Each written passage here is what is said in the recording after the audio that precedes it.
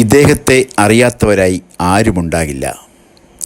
ഒരു കാലത്ത് ഹോളിവുഡ് സിനിമകളിൽ, പ്രത്യേകിച്ച് ജെയിംസ് ബോണ്ട് സിനിമകളിൽ നിറസാന്നിധ്യമായിരുന്ന പിയേഴ്സ് ബ്രോസ്നൻ.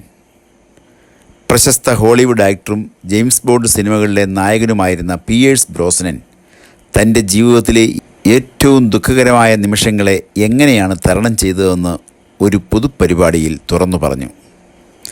ഇപ്പോൾ 72-കാരനായ പിയേഴ്സ് ബ്രോസ്നൻ നേരത്തെ പുറത്തിറങ്ങിയ എ ലോങ് വേ ഡൗൺ എന്ന സിനിമയിൽ ആത്മഹത്യ ചെയ്യുന്ന മറ്റാളുകളുമായി ബന്ധം പുലർത്തുന്ന വിഷാദ രോഗിയും ആത്മഹത്യാ പ്രവണതയുള്ളതുമായ ഒരു വ്യക്തിത്വത്തെയാണ് അതിൽ അദ്ദേഹം അവതരിപ്പിക്കുന്നത്.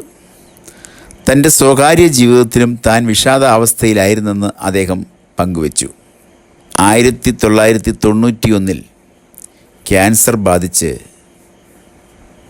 ആദ്യ ഭാര്യയായിരുന്ന കസാൻഡ്ര ഹാരിസ് തൻ്റെ 41-ാം വയസ്സിലും 2013 ജൂണിൽ അതേ രോഗം ബാധിച്ച് തൻ്റെ മകൾ ഷാർലറ്റും മരണമടഞ്ഞതിനെ തുടർന്നുണ്ടായ അഗാധമായ ദുഃഖം മറികടക്കാൻ എന്നെ സഹായിച്ചത് എൻ്റെ വിശ്വാസമാണ്.